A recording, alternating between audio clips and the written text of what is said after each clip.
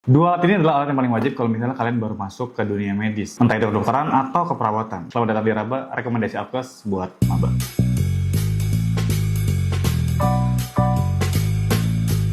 Hai Proses, selamat datang lagi di channel Metos ID, channel yang membahas tentang dunia kedokteran, mulai dari tips and trick dari maba, sampai ke teman-teman yang lagi koas, sampai jadi dokter juga. Semuanya udah dibahas di channel ini, jadi kalau misalnya kalian calon nakes, silahkan kepoin channel Metos ID, siapa tahu ada video yang menarik untuk kamu tonton berikutnya. Dan kalau misalnya kamu baru pertama kali ketemu channel ini, jangan ragu untuk klik tombol subscribe, bagiin juga video ini ke teman-teman kamu yang membutuhkan untuk bisa membantu lebih banyak orang lagi. Nah, tadi aku sempat singgung kalau misalnya Raba rekomendasi Alkes buat maba. Kenapa? Karena satu, kalau misalnya kalian maba, entah itu keperawatan atau kedokteran, pasti bakal butuh dua alat ini. Satu adalah stetoskop. Kita tahu ya, kalau misalnya stetoskop itu benar-benar ikonik dari dunia kedokteran itu sendiri. Karena kita sering banget ngelihat brand-brand yang berputar di kedokteran, itu logonya adalah stetoskop. Kita tahu ya, mau melakukan pemeriksaan apapun, biasanya auskultasi itu ada di salah satu pemeriksaannya. Setelah dari anamnesis dan lain-lain, itu pasti menggunakan stetoskop. Entah itu untuk pemeriksaan TTP, cek nadi, ataupun untuk pemeriksaan auskultasi, palpasi di area jantung dan paru. Bahkan nggak jarang juga kita temuin kalau misalnya dokter melakukan pemeriksaan bising usus itu juga menggunakan stetoskop. Di sini kita tahu kalau misalnya stetoskop itu benar-benar alat yang kayaknya sering banget digunain dan hal yang lumrah untuk dokter melakukan pemeriksaan menggunakan alat stetoskop. Tapi permasalahannya adalah stetoskop itu ada banyak banget jenisnya. Mulai dari range harga yang murah banget di bawah 100.000 itu ada, dan sampai harga yang harganya jutaan itu juga ada. Pastinya akan menimbulkan pertanyaan-pertanyaan kayak stetoskop apa sih yang bagus, stetoskop apa sih yang murah, stetoskop apa sih yang ekonomis, yang garansinya panjang, yang kualitasnya bagus. Itu semua punya preferensinya masing-masing. Jadi sesuaikan aja, kalau misalnya proses membutuhkan yang kualitasnya paling bagus, beli yang paling mahal. Dan kalau misalnya membutuhkan stetoskop yang penting bisa pemeriksaan, beli aja yang paling murah. Tapi aku tahu banget kalau di sini teman-teman juga bukan kaum yang mendang-mending, apalagi kalau misalnya jadi maba ya. Pasti bakal bingung nih beli yang mana,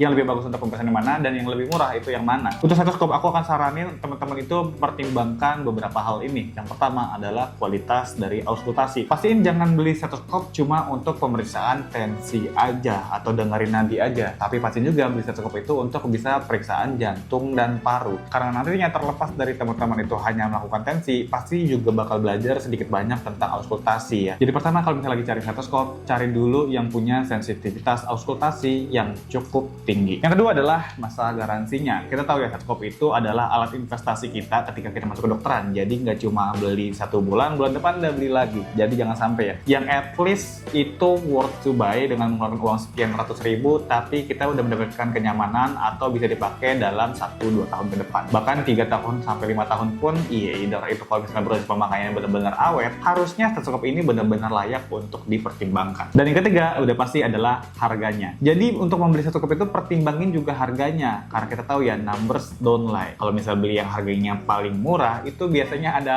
cost yang perlu dibayar. Karena ya kita tahu ya, untuk sensitivitasnya dia tidak tinggi, untuk kenyamanan dia sangat tidak nyaman. Nah, biasanya untuk rate yang paling murah ini ada banyak banget hal yang kayaknya dipangkas tuh dari stetoskopnya. Jadi jangan beli yang paling murah, tapi kalau misalnya nggak ada budget untuk beli yang paling mahal, beli aja yang aku saranin ini. Nanti di akhir video. Alat wajib kedua di dunia kesehatan atau kedokteran keperawatan itu adalah tensimeter.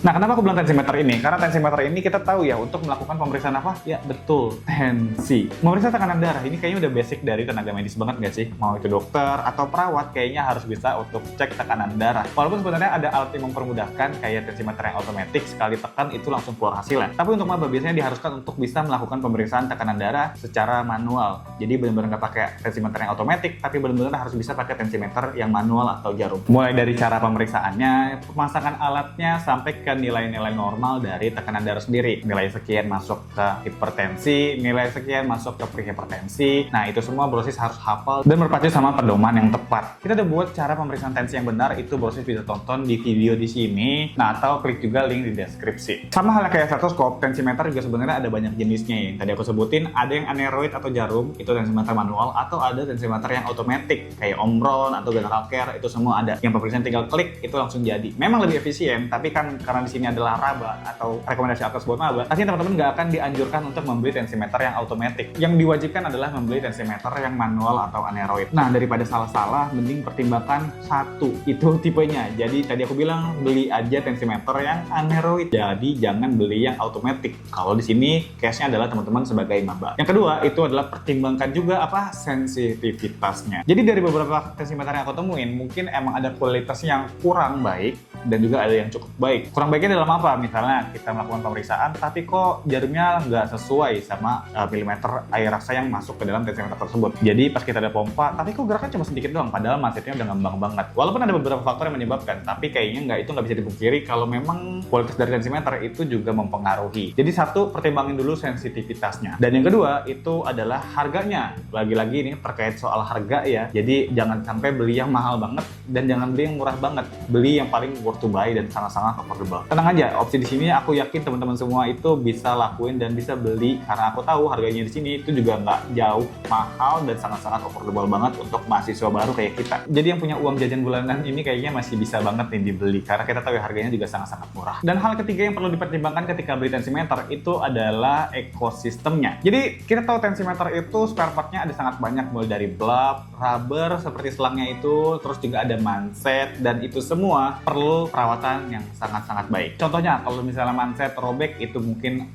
nggak bisa masuk ya oksigen di dalam situ. Kalau rubber yang robek sama mungkin nggak bisa dihantarkan dari udara yang dihantarkan dari blab sampai ke dalam manset lalu masuk ke spigomanometer. Kalau misalnya blabnya rusak, nanti udara yang dihantarkan juga tidak mengunci. Kalau misalnya spigomanometernya yang rusak, ya itu juga nanti takutnya jarumnya nggak bergerak dan lain. Itu semua tentunya panjang banget dan saling berkaitan satu sama lain. Nah, yang aku bilang ekosistem di sini adalah ABN itu brand yang sangat ekonomis dan juga benar-benar support untuk tenaga medis. Contohnya, kalau sometimes nanti pas bosis pakai tensi ini terus ternyata blabnya rusak, itu bisa dibeli blabnya. Terus kalau misalnya nanti rubbernya atau selangnya rusak, itu juga bisa dibeli. Dan mansetnya ada banyak banget pilihan. Jadi misalnya nih, kalau misalnya brosis beli tensimeter ABN dan ternyata untuk pemeriksaan orang dewasa, terus tiba-tiba diminta untuk masuk ke stase anak, periksanya anak kecil atau bayi baru lahir, itu kan tentu mansetnya bakal berbeda dan nggak kepake juga tuh mansetnya. Jadi jangan beli tensimeter baru lagi, jadi beli aja manset untuk infant atau newbornnya itu. Dan itu cuma ada di ABN. Sejauh itu sih yang aku tahu seperti itu ya. Tapi kalau misalnya teman-teman tahu ada brand yang melakukan itu juga, silahkan sharing di kolom komentar. Feel free. Bayangin teman-teman kalau misalnya pakai tensimeter yang tidak mementingkan dari ekosistem itu. Misalnya beli tensimeter untuk orang dewasa, terus ternyata pasien diperiksa adalah obesitas, itu kan pasti butuh tensimeter baru lagi kalau misalnya nggak ada mansetnya. Betul nggak? Nah, untungnya kalau misalnya teman-teman pertimbangkan tensimeter ini, kayaknya teman-teman ini udah case close ya. Oke, dari dua rekomendasi alat itu, apa sih yang paling bagus, yang paling aku rekomendasiin dari Metos ID ini kepada teman-teman semua yang baru jadi maba? Ya, itu adalah paket ABN dari Metos. Nah, sekarang di depan aku udah ada dua alatnya dari tensimeter dan juga stetoskop. Dua-duanya dari ABN, that's why aku sebut tadi paket ABN. Pertanyaan lagi-lagi kenapa dari ABN? Karena kita tahu ya ABN tadi sudah aku singgung kalau misalnya dia adalah brand yang sangat-sangat mementingkan dari ekosistem penggunanya. Jadi dia ada ngasih kita garansi, kualitasnya juga sangat-sangat bagus. Dan ABN ini juga punya izin resmi Kemenkes RI AKD. Jadi dia benar-benar produk lokal yang udah punya izin resmi alat kesehatan untuk dalam negeri. Jadi tenang aja, ABN ini udah bisa untuk dilakukan pemeriksaan ke pasien ya, karena dia udah punya sertifikasi resmi. Dan kalau misalnya kita lihat di sini, ABN juga punya kualitas yang not bad. Kalau misalnya aku bilang dia benar-benar bagus, tapi nggak yang paling bagus juga ya. Kita tahu kalau misalnya nanti kita akan bahas dari segi harga. Tapi di sini kita lihat dulu dari produknya itu sendiri. Nah, kita bakal mulai dari stetoskop ini dulu, stetoskop ABN klasik. Jadi teman-teman bisa cari manual ABN klasik. Jadi teman-teman bisa beli stetoskop ABN klasik ini atau beli paket ABN yang ada di link deskripsi ya. Jadi stetoskopnya tampilan seperti ini, benar-benar mirip banget sama stetoskop yang harganya jutaan rupiah, yang brandnya itu L. Dan kita bisa lihat di sini dia juga udah kasih kita spare part untuk replacementnya. Jadi kan kita tahu ya stetoskop itu dipakai setiap hari nanti bakal menyebabkan kalau misalnya ya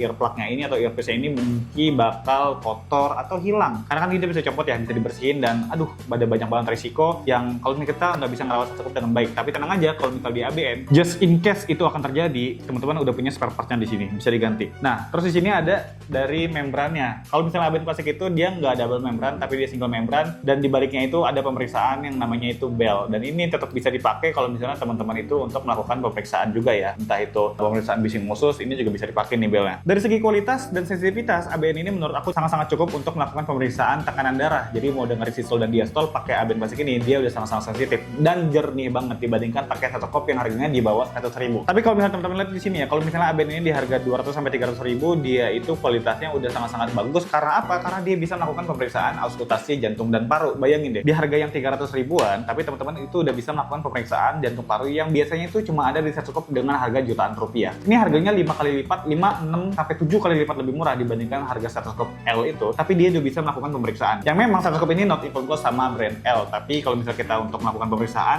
ini kayaknya udah cukup juga kok untuk melakukan pemeriksaan jantung paru. Terlebih lagi dia juga punya kualitas yang cukup jernih dan kayaknya bisa banget untuk kita melakukan pemeriksaan tersebut. Ada garisnya juga kalau misalnya teman-teman beli stetoskop ABN ini, tapi yang diterima itu kurang baik ya produknya atau cacat pabrik. Biasanya kayak membernya robek atau rubbernya kotor, itu ada garansi yang bisa teman-teman klaim untuk tukar unit yang baru atau refund uangnya 100%. Tapi garansi ini perlu dibantu dari resellernya. Nah, that's why teman-teman itu belinya di Metosud ID aja. Kalau misalnya nanti produk yang diterima itu cacat-cacat, itu bisa diklaim garansi after sale service-nya. Metos bakal bantu 100%, jadi kayaknya teman-teman tuh udah nggak punya kekhawatiran lagi kenapa nggak beli di Metos aja. Yuk, linknya udah aku taruh di deskripsi. Setelah move on dari stetoskop, sekarang ini ada temennya yaitu adalah tensimeternya. Kita tahu ya, untuk melakukan pemeriksaan tekanan darah dengan tensimeter yang aneroid, bukan tensimeter yang automatic, itu membutuhkan stetoskop. Jadi nggak cuma untuk tensimeternya aja, tapi butuh juga stetoskop seperti ini. Tapi tenang aja teman-teman, tadi aku udah sempat singgung kalau misalnya brand ABN ini punya ekosistem yang sangat-sangat baik. Terlebih lagi Mansevi ini bisa disesuaikan sama jenis usia atau pasiennya. Mau itu baru lahir, anak kecil, ataupun pasien dewasa yang punya obesitas. Dari sensitivitas, ABN ini ya kayaknya dia pemenangnya ya. Karena dia benar-benar juara untuk tensimeter yang aneroid ya, dibandingkan pesaing-pesaingnya. Pasti teman-teman juga bakal sering temuin, entah itu di FK atau di Bangsal, kayaknya banyak banget perawat-perawat yang pakai tensimeter seperti ini. Lagi-lagi karena brand tersebut memberikan ekosistem yang jelas untuk usernya. Jadi nggak perlu beli-beli tensimeter baru yang bikin kita nantinya kedepannya bakal makin boncos. Nah, untungnya teman-teman di sini bisa mendapatkan harga lebih murah dengan membeli paket ABN yang ada di link deskripsi. Dan ada diskon 2,5% juga kalau misalnya teman-teman tuh check out paket ABN ini dengan link yang ada di deskripsi. Apa keuntungannya cuma di situ aja? Enggak, tenang aja. Tapi untuk teman-teman yang beli paket ABN ini ada free modul untuk pemeriksaan auskultasi ya. Jadi tenang aja, pas nanti paket ABN ini sampai ke rumah teman-teman, pas alatnya udah sampai, teman-teman tuh bisa langsung praktek untuk latihan melakukan pemeriksaan tekanan darah menggunakan stetoskop dan juga tensimeter ini. Semua itu bisa teman-teman akses menggunakan device masing-masing, entah itu handphone ataupun laptop, tab, dan lain. Cuma perlu konektivitas internet yang cukup stabil dan itu bisa diakses kapanpun brosis mau. Tenang aja, lifetime dan gratis include dalam pembelian paket ABN ini. Jadi tunggu apa lagi, linknya udah aku taruh di deskripsi. Semoga itu bakal ngebantu juga untuk teman-teman yang mau belajar melakukan pemeriksaan tensi. Nah, itu dia rekomendasi 2 alkes yang wajib teman-teman punya kalau misalnya teman-teman baru terjun ke dunia kedokteran. Mau itu tensimeter ataupun stetoskop, aku udah merekomendasikan dua-duanya yang paling affordable, yang paling worth the price, yang harganya juga nggak mahal-mahal banget, tapi benar-benar cocok untuk dilakukan pemeriksaan. Yaitu adalah paket ABN dengan deskripsi dapetin diskon sampai 2,5% kalau misalnya teman-teman check out menggunakan link yang ada di deskripsi ini. So, teman-teman, sampai jumpa di video berikutnya and prepare daftar.